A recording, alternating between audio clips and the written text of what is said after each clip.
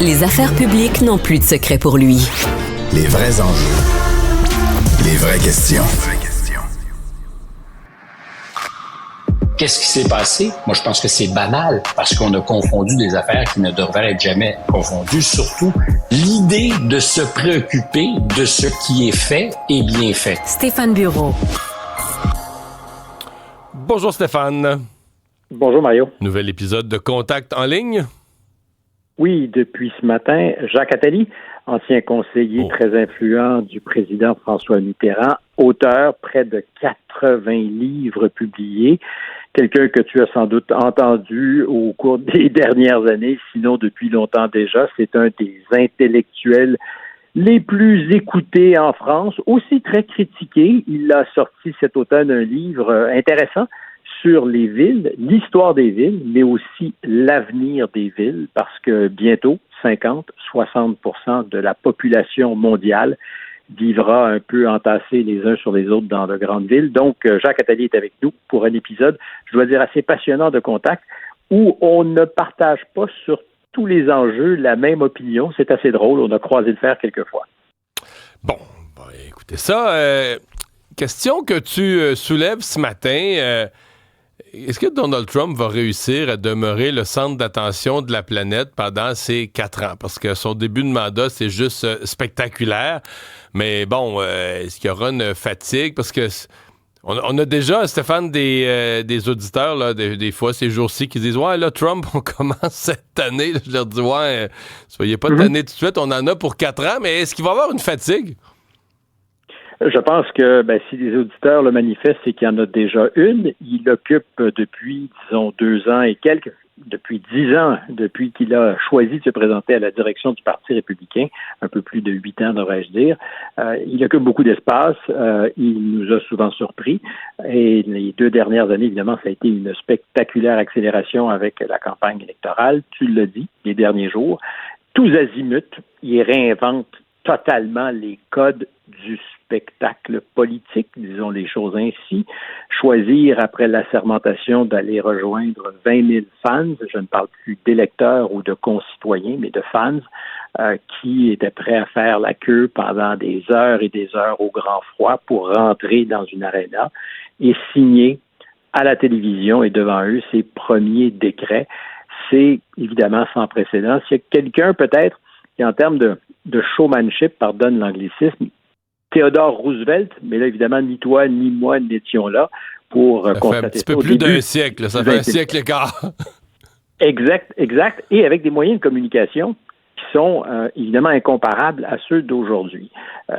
3 jours et quelques de cette nouvelle présidence Trump. Puis la question, je suis curieux de t'entendre, c'est comment tu réussis à maintenir le rythme et l'attention, parce que c'est beaucoup la méthode Trump. Alors, on pense qu'il a signé des centaines de décrets, c'est pas vrai, il en a signé quelques dizaines, il y en a sans doute d'autres qui s'en viennent, puis je pense que c'est délibérément, c'est-à-dire qu'il ne peut pas tout mettre sur la table immédiatement, à commencer par le fait que beaucoup de ces nouvelles passent dans le vide, parce qu'on est incapable, on est dépassé par l'ensemble de ce qui arrive.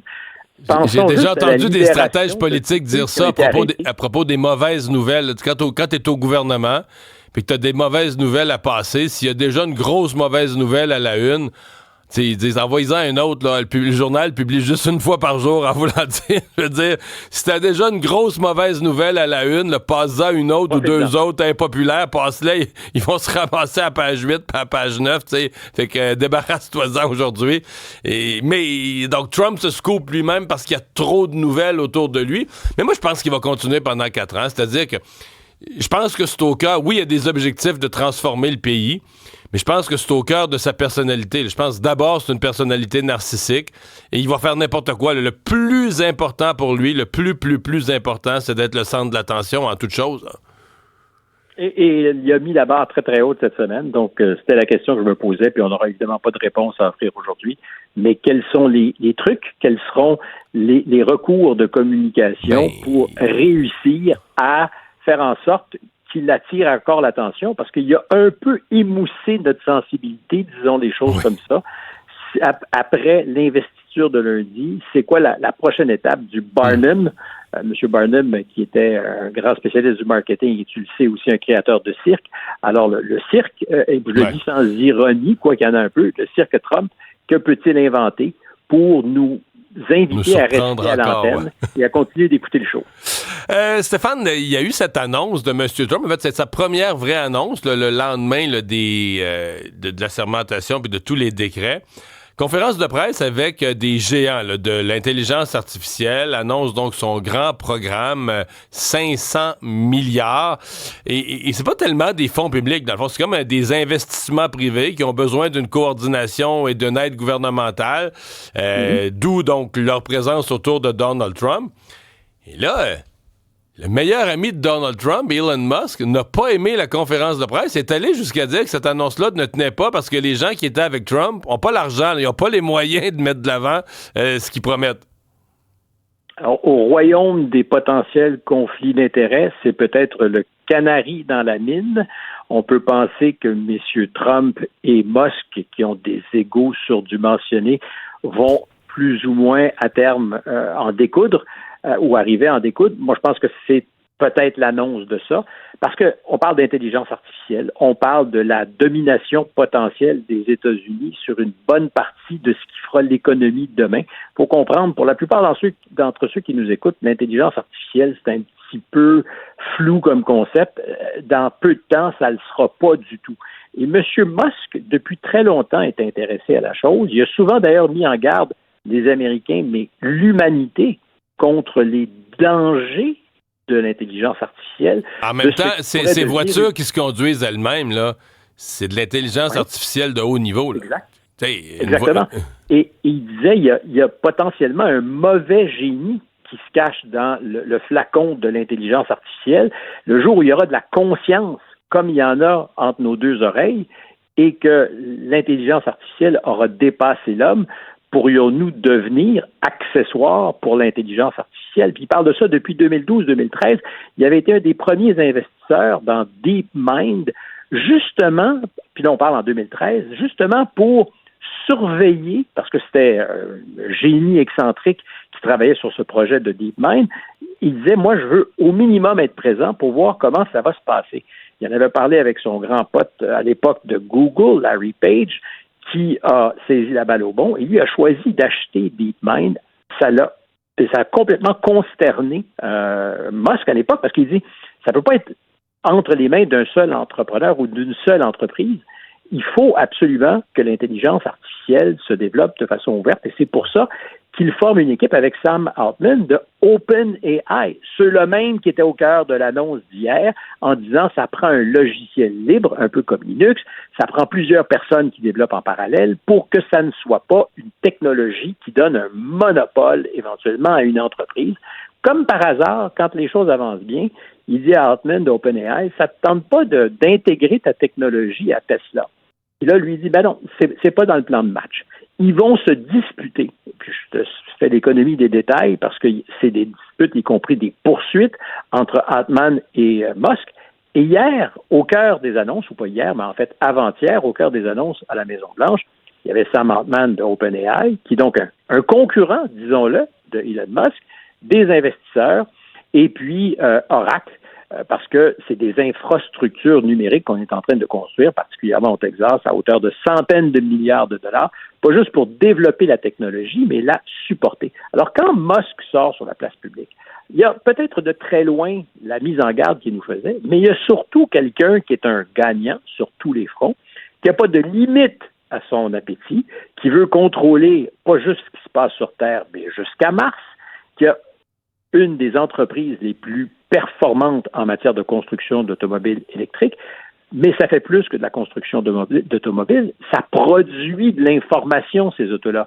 C'est-à-dire que 100% de ce qui se passe à bord d'une Tesla, tout le data, toutes les données sont, pour l'essentiel, accumulées par Tesla. C'est une Et ça vaut une fortune. Ça vaut de l'or, là. C'est-à-dire, les données sur le comportement, on dit que c'est peut-être ce qu'il y a de plus précieux dans tout ce que Musk a. Ben, ajoute toutes les conversations qui se font sur X, et là, tu as une somme colossale d'informations pour nourrir de l'intelligence artificielle. C'est pas un hasard s'il y a aujourd'hui un XAI et qu'il est lui aussi en compétition parce que finalement, ce qu'on comprend dans l'annonce de M. Trump, c'est qu'il a dit, parce qu'il a fait sauter aussi toutes les réglementations, ou à peu près, qui ont été mises en place depuis quelques années, pour éviter justement que cette technologie nous dépasse, nous, l'homme. Trump, aujourd'hui, si j'avais à réduire, il dit, s'il y a un mauvais génie qui sort de la bouteille, je préfère qu'il soit entre les mains d'Américains qu'entre les mains de Chinois. Et mais derrière Stéphane, ça, deux choses. D'abord, moi, je pense que sur le fond, c'est pas fou ce que dit Musk, là, qui n'ont pas les moyens. J'ai regardé la grosseur des joueurs. Ce qu'il dit est vrai. Là. SoftBank, là, ils n'ont jamais dépensé ce genre de montant-là. Puis, ils parlent d'investir 100 milliards par année sur 5 ans, même sur 4 ans, plus pour faire 500 milliards. Quand Musk dit qu'ils n'ont pas les moyens, ça a l'air d'être vrai, 1. 2, je sais pas, là, mais Trump doit pas aimer ça. Là. Trump fait toujours ce qu'il y a de mieux sur Terre, ce qu'il y a de meilleur sur Terre. Se faire dire que sa conférence de presse, c'était de la chenoute, je pense pas qu'il était bien content. Ben, tu touches à deux éléments. D'abord, est-ce que c'est crédible? Alors, l'information pour l'instant est assez fragmentaire. Musk dit qu'ils ne réussiront pas à réunir les sommes parce que c'est vrai que c'est pas un programme gouvernemental, c'est du capital privé. SoftBank est un énorme joueur. On se souviendra des sommes débiles qu'il avait investies dans WeWork, les espaces de travail communautaires où il a perdu, le patron de SoftBank a perdu des dizaines de milliards de dollars, mais il ne faut pas le sous-estimer. Il est capable de syndiquer, c'est le cas de le dire, des groupes d'investisseurs et de trouver peut-être ce qu'il faut, parce que ça demande énormément de capacité de traitement, le développement de l'intelligence artificielle. Et la question, c'est qui, le plus rapidement, va être capable de déployer ces outils-là. Les centres, en fait, ça prend les centres derrière en support, ça prend les centres de données immenses. Puis derrière les centres de données, eux, là, ils roulent à l'énergie. Le fuel, c'est l'énergie. Là, que ça va te prendre soit des centrales nucléaires, soit de la production électrique d'une forme ou d'une autre, mais qui va rapidement se déployer. Alors, c'est toute ça la mécanique qui doit supporter, là. C'est d'ailleurs pourquoi, sans doute, M. Trump est à ce point, au-delà du fait qu'il a envie de faire un doigt d'honneur à tous ceux qui rêvent de vivre dans un monde vert et qui est absolument pas assuré dans les 5 ou 10 prochaines années parce que la transition vers le tout électrique décarboné, c'est à peu près impossible comme rendez-vous. L'Europe commence à dire que interdire le moteur thermique en 2035, ça ne marchera pas.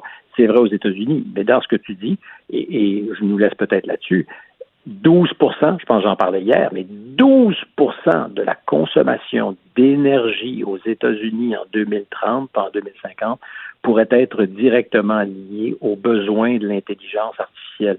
Oublie le chauffage des maisons, les voitures et tout autre objet qui consomme de l'énergie, juste l'intelligence artificielle. Alors, le solaire, peut-être. L'éolien, c'est pas performant à la hauteur des besoins. Qu'est-ce que ça dit pour produire de l'électricité aux États-Unis? Il n'y a pas des tonnes de rivières qui peuvent être harnachées. Hydro-Québec vend déjà tout ce qu'il peut vendre et ça va être donc du gaz naturel. Et le nucléaire, ça implique de faire revivre des centrales qui ont été arrêtées, d'en construire peut-être, mais c'est un projet de 10 à 20 ans. À court terme, si les États-Unis veulent respecter leur rendez-vous avec l'intelligence artificielle, j'ai pas l'impression qu'ils vont décarboner des tonnes. Stéphane, merci beaucoup. À demain.